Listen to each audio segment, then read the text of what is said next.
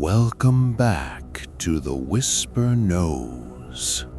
This is the place where stories don't scream, they whisper. Tonight's question is simple, and once you hear it, you won't be able to unhear it.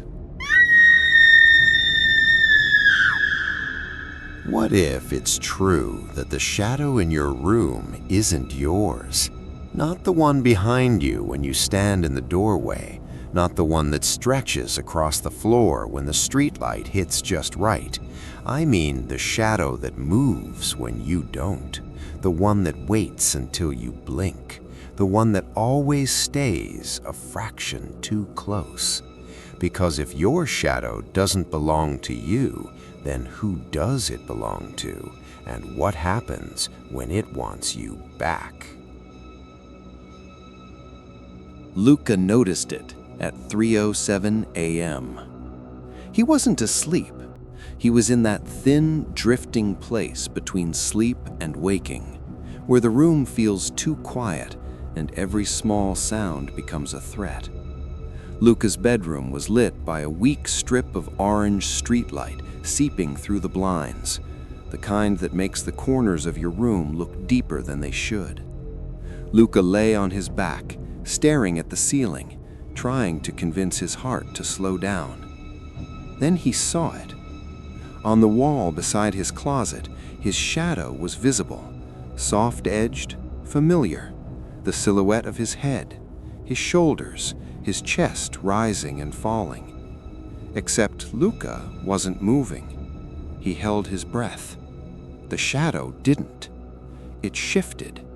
Not much, just enough to be wrong, like it leaned closer to the closet door. Luca told himself it was the blinds, the passing headlights, his tired eyes. But the street outside was silent. No cars, no movement, no change in light. And still, the shadow's head turned, just slightly, as if it was listening. Luca sat up fast, the bed creaking beneath him. The shadow on the wall moved too, but not the same way. It lifted its arms slower than Luca did, like it was copying him from memory. Luca's mouth went dry. He reached for the bedside lamp and clicked it on. Bright white light filled the room. The wall was clean. No shadow, no movement, nothing. But Luca's hands wouldn't stop shaking, because in the brief moment before the lamp came on, Luca could have sworn the shadow smiled. The next day, Luca tried to recreate it. He stayed home from work, told his manager he had a migraine. That wasn't a lie. Fear can feel like a knife behind your eyes. He moved around the room, testing angles, pulling the blinds, switching lamps on and off, pacing in front of the closet door. He watched his shadow stretch and shrink. Normal shadows obey physics. Luca's didn't always. At first, it was subtle, a delay, a half-second lag when he raised his hand, then a mismatch. He scratched his head. The shadow rubbed its neck. He tilted his chin. The shadow kept staring forward. Every time Luca blinked, the shadow seemed to adjust, like it was correcting itself, trying to remember what it was supposed to be. He set up his phone on a shelf and recorded. He moved in front of the wall, raised both arms, spun in place. When he watched the playback, the footage looked normal. His shadow followed him perfectly. No lag, no mistake, no smile. But Luca remembered what he saw. He remembered the feeling of being watched by something that wore his outline like a mask. That night, he called his older sister, Mina. Mina answered half asleep. "Luca," she mumbled, "it's midnight." "It's not midnight," Luca said. It's going to happen again." Mina sighed. "What's going to happen?" Luca swallowed. "My shadow is wrong." There was a pause on the line. Then Mina said very softly, "Don't joke about that. I'm not joking. Another pause. Then, did you ever hear Mom talk about the basement? Luca frowned. What basement? Mina's voice went quiet. The one in the old apartment, she said. The place she refused to go back to. Luca felt a chill crawl up his arms. Mina continued. She used to say, shadows collect where light can't reach. Luca tried to laugh, but it came out like a cough. That's not a real thing. Mina didn't laugh back. No, she said, but it's something she believed. Luca stared at his closet door, and she believed it for a reason. At 3:07 a.m., Luca woke up without knowing why. It felt like something had tugged him out of sleep by the spine. The room was the same as before, orange light through the blinds, deep corners, too much silence. Luca didn't move. He turned his eyes slowly toward the wall. His shadow was there again, only this time it wasn't beside the closet. It was on the closet door itself, as if something inside the closet was standing between Luca and the light. Luca's throat tightened. The closet door was shut, but the shadow was tall, taller than Luca. Its shoulders were too wide, its head too narrow, and it wasn't shaped like him at all. It stood perfectly still. Then it reached for the closet handle. The shadow's arm extended, long and wrong, like it had too many joints. The handle didn't move. The shadow did. It leaned in, as if pressing its face against the door from the inside. Luca could feel himself shaking, but he couldn't look away, because the shadow wasn't trying to get out. It was trying to be seen. And then it did something Luca will never forget. It stepped away from the closet door, and Luca's own shadow stayed there, pinned to the wood like a stain. Luca sat up with a gasp. His shadow didn't return to him. It didn't snap back into place. It remained on the closet door, as if something had taken it off him and hung it there. Luca whispered, "That's mine." The shadow on the closet door twitched, and a new shadow began to rise behind it. Something darker, something thicker, something that didn't match any light source in the room. Luca lunged for the lamp. Click. Light exploded across the walls. The closet door was normal, but Luca's hands were shaking so hard he almost dropped the lamp, because for 1 second in the bright white light, he saw something inside the closet. Not a body, not a face, just a shape, made of darkness, standing where his clothes should have been, waiting. The next morning, Luca packed a bag. He didn't tell anyone. He didn't even shower. He just grabbed whatever was closest: hoodie, jeans, his phone charger, his keys. He drove to Mina's apartment across town. Mina opened the door and froze when she saw him. "You look like you haven't slept in a week," she said. "I haven't," Luca whispered. Mina let him in. She didn't ask questions at first. She just made tea, set a blanket on the couch, and turned every light in the living room on. Luca sat with his hands wrapped around the mug, staring at the wall. Mina watched him carefully. "Tell me everything," she said. So Luca did. He described the lag, the smile, the shadow that didn't breathe, the closet door. Mina's face grew paler with every word. When Luca finished, Mina stood and walked to her hallway mirror. She didn't look at herself. She looked at the floor beneath her feet. Her shadow was there, normal, crisp, obedient. Mina exhaled slowly. "Our mother used to say something," she murmured. Luca looked up. "What?" Mina hesitated, then said it anyway. "She said your shadow is the only part of you that never lies." Luca's stomach clenched. "That doesn't make sense." Mina's voice dropped. "It does if something can steal it." Luca stared at Mina's shadow. It stayed perfectly still, and then Luca realized something that made his blood run cold. Mina's shadow wasn't touching her feet. It hovered a fraction above the floor, like it was trying not to connect, like it knew the rules of something Luca didn't understand. That night, Luca slept on Mina's couch. Mina insisted the hallway lights stay on. She insisted Luca keep the lamp by his head. Luca tried to tell himself he was safe. Different apartment, different shadows, different corners. But at 3:07 a.m., Luca's eyes snapped open. He didn't hear a sound. He didn't feel a presence. He just woke up. The living room was dim, but not dark. The hallway light spilled across the carpet. Luca stared at the wall opposite the couch, and there it was, a shadow. Not his, not Mina's. Too tall, too thin, standing in the doorway to the hallway. Luca's breath stopped. The shadow's head tilted, slowly, like it was studying him. Luca reached for his phone. His fingers were numb, clumsy. He tapped the camera app and hit record.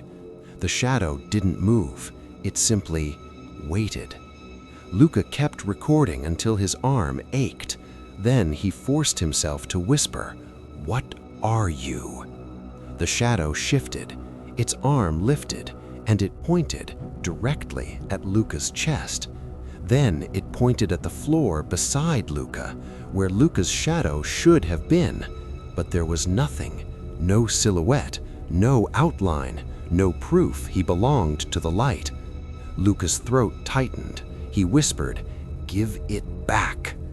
The shadow leaned forward, and Luca heard a sound that didn't come from the room, a soft, wet crackle, like something peeling away.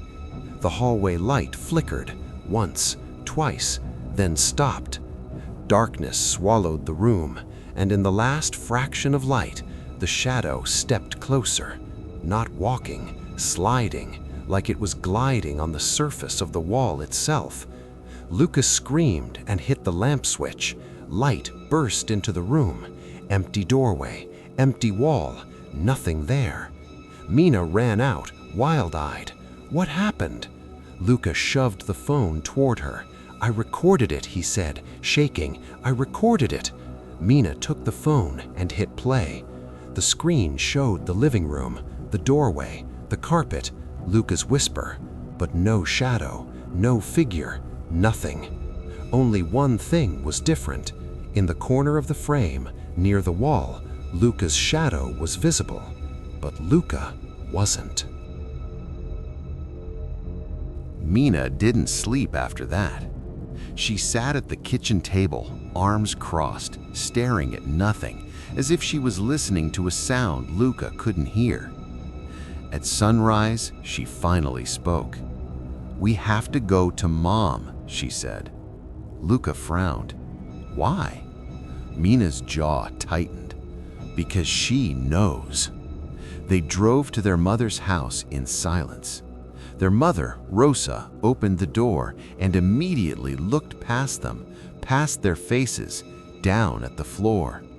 Luca noticed her eyes lock on the space beside his shoes, where his shadow should have been. Rosa's face drained of color. "Oh," she whispered. Mina stepped forward. "It's happening again, isn't it?" Rosa backed away like the doorway burned her. "I told you never to stay in a room with a single light source," she said, voice trembling. Luca blinked. "What?" Rosa swallowed. "It only needs one direction, one angle, one place to pin you." Luca's voice cracked. "Pin me?" Rosa looked at him then, really looked. And Luca saw something in her eyes he hadn't seen since he was a child. Fear that had never aged. "When you were little," Rosa whispered, "you had a shadow that didn't match you." Luca's stomach dropped. Why didn't you tell me?" Rosa's lips pressed together. "Because you forgot." Mina frowned. "Forgot what?" Rosa's voice fell to a whisper. "The first time it tried to take you." That night, Luca refused to sleep. He sat in his childhood bedroom at his mother's house, every lamp on, every light blazing. No corners, no darkness, no hiding places. Rosa stood in the doorway, watching him like she was guarding a fire. "It won't come," Luca said. Rosa didn't answer. At 3:07 a.m., every light in the room flickered.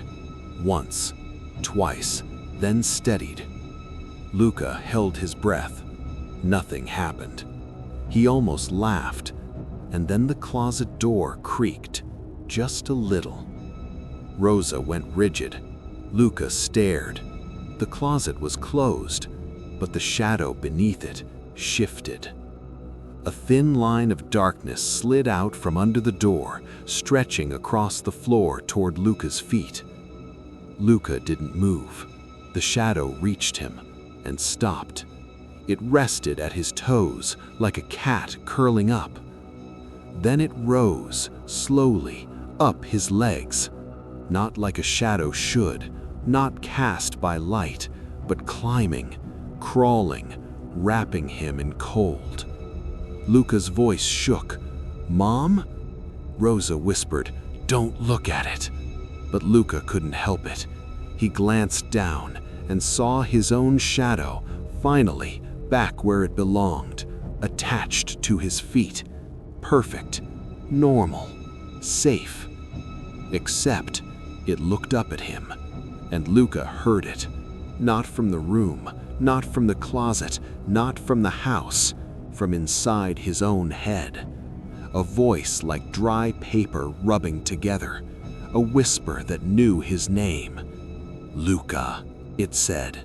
And from the closet, a second shadow unfolded, taller, thicker, hungry, and the lights went out. The darkness didn't feel like the absence of light. It felt like something arriving. Luca froze in his childhood bedroom, breath caught high in his throat. The air turned cold in a way that didn't belong to the night, like the room had been opened to a deeper place. He couldn't see his hands, he couldn't see the closet, but he could feel the shadow. Not on the floor, on him. Wrapped around his ankles, his calves, his knees, tightening like wet cloth. Rosa's voice came from the doorway, shaking but controlled. "Don't move," she whispered. Luca tried to speak, but his tongue felt thick. "Mina," he managed, then stopped. Because Mina wasn't there. He remembered too late. They'd left Mina asleep on the couch downstairs. Rosa had insisted Luca sleep in this room. No mirrors, no hallway light, no single angle, she'd said. So Luca filled the room with lamps, and still, the lights had gone out. Rosa stepped into the darkness. Luca heard her breath, sharp, measured. Then he heard another breath, not hers, a slow inhale from inside the closet. Luca's eyes watered from staring into black, as if his vision might claw itself back. A faint glow returned, one lamp flickering to life like it had to fight for permission. And on the wall, Luca finally saw it. Two shadows. One was his, bent at the knees, trembling. The other stood behind it, taller, straighter, its head tilted toward Luca's outline like it was reading him. Rosa whispered, "It's not here for your body." Luca swallowed. "Then what?" Rosa's voice broke. "It's here for the part of you that follows." Rosa lit a candle and set it on the dresser. The flame made the shadows sharper. Too sharp. Luca could see the second shadow clearly now. Its edges were wrong, like it didn't belong to the geometry of the room. It stretched where it shouldn't, warping across the closet door and spilling up the ceiling. Rosa sat on the bed beside Luca without looking at the wall. "When you were 5, she said, "we lived in that apartment with the basement door." Luca's stomach tightened. "The place you hated?" Rosa nodded once. "That basement wasn't on the lease," she whispered, "but the door was in the hallway, always locked, always cold." Luca remembered little things, the smell of damp concrete, the sound of pipes, Rosa pulling him away from the hallway like it was a cliff edge. "One night," Rosa continued, "you were playing by yourself in your room. I heard you laughing." Luca's mouth went dry. "With who?" Rosa didn't answer immediately. "I found you standing in front of the closet," she said, staring at the wall. Luca glanced at his own closet. His throat tightened. Rosa's hands clenched together.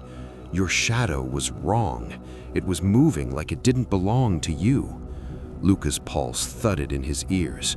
Rosa swallowed hard. "I thought it was my imagination, stress, exhaustion." She looked at Luca then, eyes glassy.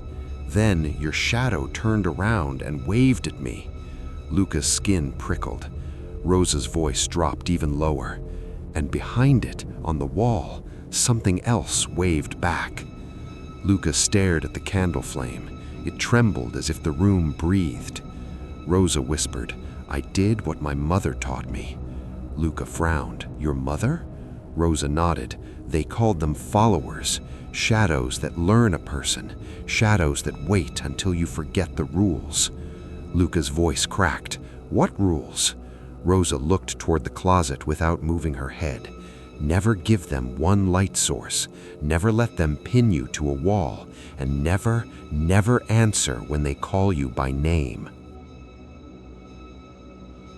Luca's mind flashed back. 3:07 a.m. Every time. His body waking without reason, like a bell ringing inside him. He remembered the whisper. "Luca." The voice didn't come from the room. It came from inside his skull, as if his own thoughts had been borrowed. "I didn't answer," Luca said quickly. Rosa's expression didn't change. "But you listened," she whispered. Luca blinked. "What?" Rosa's voice sharpened. "Listening is an invitation. You gave it space inside you." Luca's hands curled into fists. "So what do I do? How do I get it off me?" Rosa didn't answer right away. She stood, walked to the closet, and placed her hand on the door. Luca's breath hitched. Rosa spoke to the darkness like it was an animal. "You can't take what's claimed," she said. The candle flame flared. On the wall, Luca's shadow twitched. The second shadow leaned closer behind it, like it was smiling. Rosa's hand trembled. Then Luca noticed something that made his blood turn cold. The second shadow didn't move with the candlelight. It moved against it, like it had its own source, like it didn't need the room to be dark, because it carried darkness with it. Luca whispered, "It's not attached to the light." Rosa's mouth tightened. "No, it's attached to you." Rosa took Luca downstairs. The sun was rising now, thin and gray, pressing through the kitchen window. Mina sat at the table, eyes swollen from no sleep. She looked down immediately when Luca entered. Then she exhaled a shaky breath. "It's gone," she whispered. Luca followed her gaze. The floor beside his feet was empty, no shadow, not even in the morning light. Luca's stomach dropped. Rosa set a glass of water on the table and slid a chair back. "Sit," she said. Luca sat. Rosa placed a small desk lamp on the floor, aimed at Luca's side so it would cast a clean shadow on the wall. "One light source," Mina whispered. Rosa nodded. "We're going to see if it's learned you." Luca's throat tightened. "And if it has?" Rosa didn't answer. She turned the lamp on. A bright beam hit Luca, throwing his silhouette onto the wall. Luca stared. His shadow appeared, normal at first. Then it lagged, just a breath behind his movements. Luca lifted his hand. His shadow lifted too slowly. Mina covered her mouth. Rosa's voice was steady. "Don't blink." Luca tried. His eyes burned. His shadow's head turned slightly toward the hallway. Luca didn't. His shadow's shoulders relaxed, like it was getting comfortable. Then Luca saw it. A second outline inside his own, like a shadow within a shadow. A darker shape pressed against the edges, trying to fit. Mina whispered, "It's wearing you." Rosa turned the lamp off. The wall went blank, but Luca still felt it, that pressure at his feet, like something standing on him from underneath. They didn't talk about going to the basement, but Luca knew. He could feel the gravity of it in Rosa's silence, in Mina's pale face. Rosa opened a drawer and pulled out something wrapped in cloth. A small mirror. Mina recoiled. "No, don't bring that into the house." Rosa ignored her and placed it on the counter. "It follows light," Rosa said, "but it hides in reflection." Luca's pulse spiked. "Why would we use a mirror?" Rosa's eyes were hard. "Because it's already using you." She unwrapped the cloth fully. The mirror's surface was darker than it should be, like it was stained with old smoke. Rosa held it at an angle so the morning light touched it. The kitchen brightened, and Luca saw something in the mirror. Not his face, not his eyes. A shape behind him, thin, tall, bending toward his shoulder. Luca spun around. Nothing, but in the mirror it stayed. Rosa whispered, "It's hungry." Luca's throat tightened.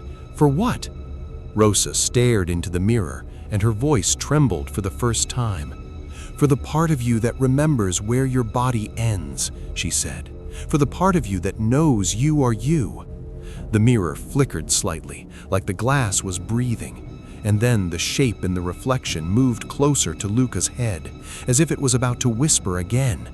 Mina grabbed Luca's wrist.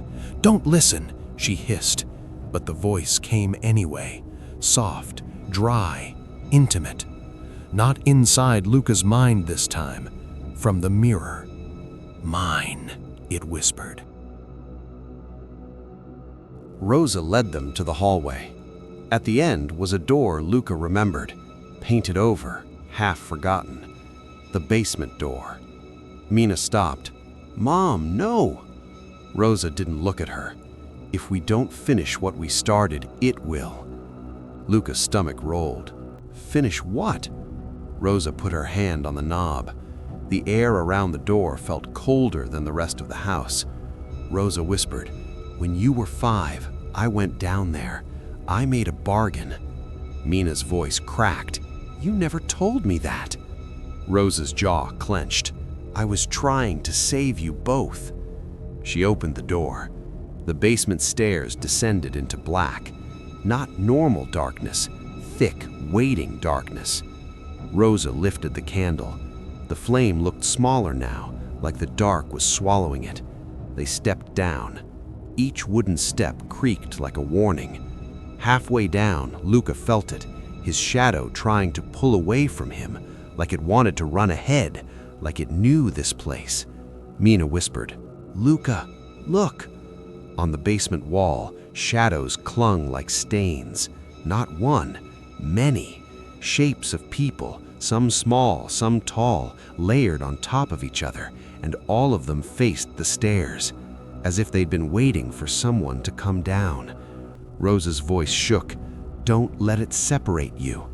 Luca swallowed. "How?" Rosa held the mirror out in front of him, and Luca saw the basement reflected behind them, but the staircase in the mirror was longer, far longer, as if the reflection led somewhere deeper than the real basement ever could. Mina whispered, "That's not our house." Rose's eyes didn't leave the mirror. "No," she said, "that's where it lives." At the bottom of the stairs was a concrete room. No windows. One hanging bulb, dead and dusty. Rosa placed the candle on the floor.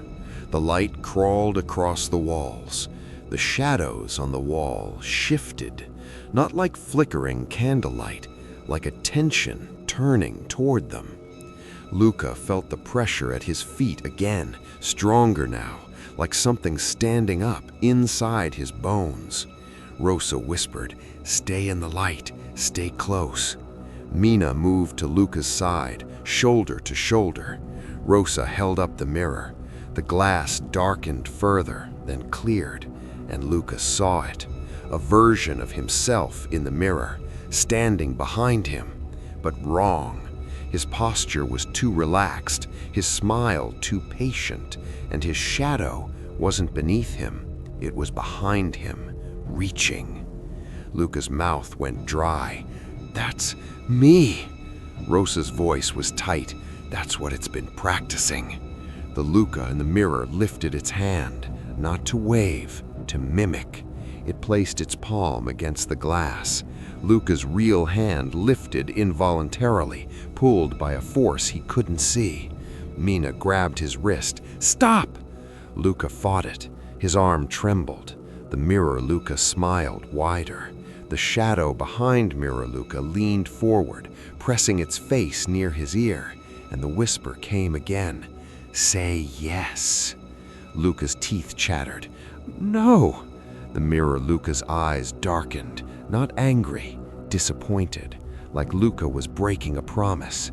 Then the mirror Luca stepped backwards, and Luca's own shadow stepped forward, off the floor, up the wall, toward the mirror, like it wanted to go home. Rosa moved fast. She grabbed the mirror with both hands and turned it toward herself. Mina shouted, "Mom!" Rosa stared into the glass. Her face reflected back, older, exhausted. But behind her, Luca saw her shadow, and it was wrong too. It was taller than Rosa, broader, like it had been wearing her longer. Rosa whispered, "I should have finished it the first time." The whisper came from the mirror, soft and eager. "Rosa." Rosa flinched, but she didn't look away. "I'm here," she said, voice shaking. "Take mine." Mina screamed, "No!" Luca lurched forward, but the shadows on the walls surged like a tide, pinning him in place, cold pressure against his chest, his legs, his throat. Rosa pressed the mirror to the floor. The candle flame sputtered. The mirror's surface rippled like a pond struck by a stone, and Rosa's shadow peeled off the ground. It rose behind her like a cloak, then it bent and poured into the mirror. Rosa gasped, body shuddering. The basement walls shivered as if the house itself flinched. The shadows on the wall recoiled. Luca felt the pressure at his feet loosen. His shadow snapped back beneath him, heavy and solid. Rosa collapsed to her knees. Mina sobbed and ran to her. Luca stared at the mirror. In the glass, the shape moved, thicker now, satisfied, and the whisper came, almost gentle. "Not finished," it said. They got Rosa upstairs. She was alive, but her eyes looked hollow. Not dead, just emptied, like a room after something has moved out. Mina stayed with her on the couch, holding her hand. Luca stood in the hallway, staring at the floor beside his feet. His shadow was back, perfect, obedient. But Luca didn't trust it. That night, Luca slept with every light on again. But he didn't sleep well, because at 3:07 a.m. he woke up, and for the first time, His shadow was already standing, not beneath him, in the corner of the room, tall, still, facing his bed. Luca's breath caught. He didn't move. He didn't blink. He watched it slowly lift its head, and in a whisper that sounded like his own voice, it said, "Thank you." The bedside lamp flickered just once, and Luca understood. It didn't need to steal his shadow anymore, because it had taught his shadow how to leave. This has been The Whisper Knows. And tonight, if you see a shadow in your room that doesn't match your body, don't check the light. Check whether it's waiting for you to fall asleep. Good night. Subscribe if you dare to listen.